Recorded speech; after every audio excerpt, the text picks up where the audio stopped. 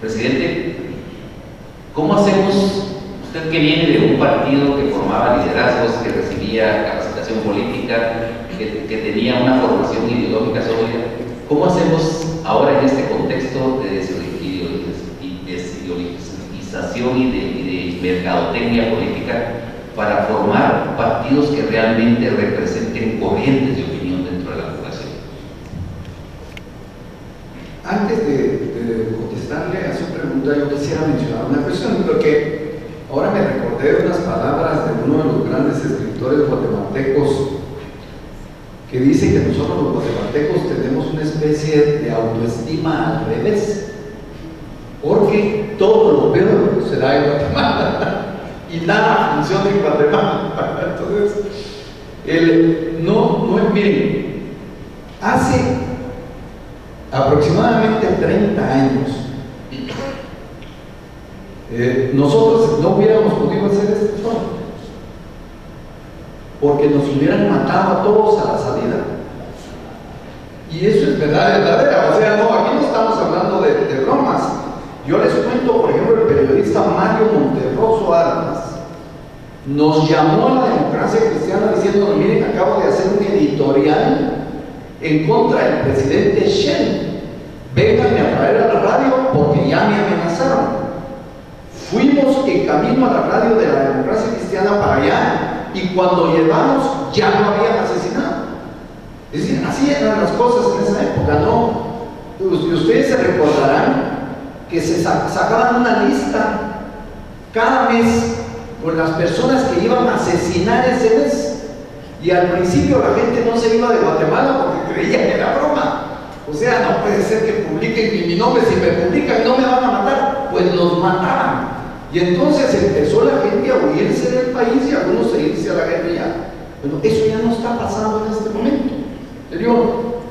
Además de eso, cuando yo llegué al gobierno de la República, el ejército se había gastado todo el dinero en armas y habían 0 centavos en las arcas nacionales. No podíamos pagar ni la factura petrolera de 17 millones, porque en esa época el Estado repartía la gasolina a las ventas de combustible, y si no le pagábamos al barco no la bajaban, y la democracia hubiera empezado con colas, como en la época de los militares, en las gasolineras.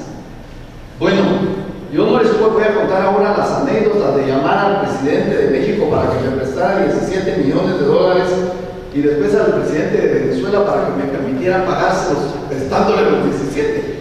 Eso es terrible. Bueno, ahora tenemos 7,000 millones de dólares de reservas monetarias. Y lo peor es que en aquella época levantamos al país, reactivamos la economía, dimos empleo a través de una imaginación y compromiso con el pueblo, a través de un proyecto político concreto. En este momento tenemos 7,000 millones de dólares y tenemos desempleo, está cayendo la economía del país, algo está pasando. Es decir, pero de todas maneras estamos mejor que antes. El país sigue creciendo económicamente por primera vez en la historia, y esta es una cosa que todos deben de recordar. Por primera vez en la historia tenemos una democracia formal con todos sus defectos, que ha tardado 27 años, y es la primera vez en la historia que tenemos 7 presidentes electos popularmente. Porque aunque nos haya caído mal alguno de los presidentes, como seguramente está sucediendo, después de un año de gobierno en Guatemala ya le empieza a caer mal a la gente, o sea, el presidente electo, así que no hay problema. Pero aunque eso sea así, los hemos electo popularmente. Hace 25 años nadie hubiera dado un centavo porque los guatemaltecos iban a elegir a un general del ejército de presidente. Entonces, yo la perspectiva que quisiera dejar en el país, y ante toda esta audiencia electa, es que la democracia operó, pero como toda democracia, y por eso cité yo a Cronos, y por eso cité yo las palabras de Calvani y de Bobbio, la democracia es un sistema dinámico que se tiene que mejorar. Entonces lo que tenemos que hacer es hacer que las instituciones del Estado funcionen. Y para eso tenemos que hacer algunas de las cosas que Roberto estaba mencionando. Reformar la ley electoral para que el Estado le dé dinero a los partidos políticos y no dependan de los grandes financistas. Tenemos que reformar la ley electoral para que los tránsfugas de los partidos políticos que han debilitado el sistema de partidos políticos no lo puedan hacer con tanta facilidad. Hay que buscar el mecanismo legal para hacerlo, para que sean leales a sus partidos, y deben haber mecanismos legales. Es decir, tenemos que hacer los mecanismos legales para que, es decir, tenemos que tomar las decisiones para que este Estado sea funcional. Y si queremos que el Estado sea funcional, tenemos que reformar al Estado, fortalecerlo y darle participación a todos los sectores que hasta ahora, después de estos 25 años, han sido marginados de la historia del país. Y cuando voy a decir marginados, me refiero a las mujeres que están aquí, son marginadas. Ustedes representan el 62% de los votos y tienen 15 mujeres en el Congreso de la República. Eso es vergonzoso, eso no se puede permitir. El 60% de la población son grupos étnicos y no tenemos representantes electos directamente por los grupos étnicos. Eso se tiene que reformar.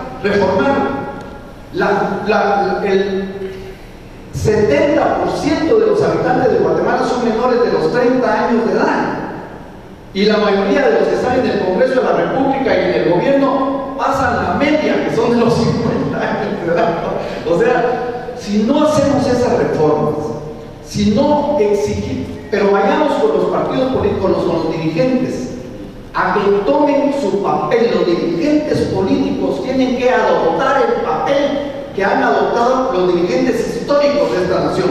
Manuel Colón Argueta y Alberto Fuentes Mohr, yo me senté con ellos 24 horas antes de que fueran asesinados y les dije: los van a matar, protéjanse o váyanse del país. Y ellos me dijeron: estamos luchando por el país y estamos dispuestos a dar nuestra vida para que crean, para que surja la democracia en este país. Y la dieron. Eso quiere decir que cuando los dirigentes políticos toman la decisión de ejercer su poder y trabajar por el pueblo y no a favor de los intereses de un pequeño grupo de multimillonarios y de los intereses propios, en ese momento tenemos la capacidad de transformar la sociedad, como se hizo en la historia, como se hizo en los acuerdos de paz. Los americanos no querían el acuerdo de los acuerdos de paz. Los americanos nos apretaron para que nos pusiéramos de acuerdo 4 países e invadiéramos a Nicaragua. Y nos quitaron la ayuda económica en un momento crucial. Y nosotros les dijimos: no, cuates, ustedes quieren vendernos armas y nosotros pongamos los muertos. Eso no puede ser. Aquí hacemos la paz. Punto.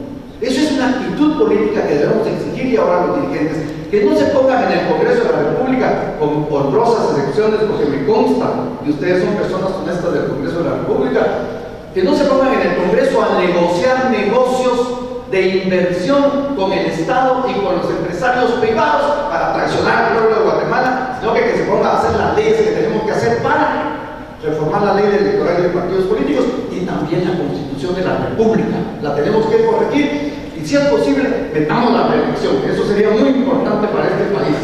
Y no lo digo por mí. No lo digo por mí, pero es muy importante, porque si encontramos por casualidad un buen presidente, no es una tontería no reelegirlo. Y eso lo hicieron para que los políticos no tuvieran poder. Habíamos hecho bien la Constitución de la República y la cambiaron en beneficio de pequeños grupos, y por eso está funcionando mal el sistema.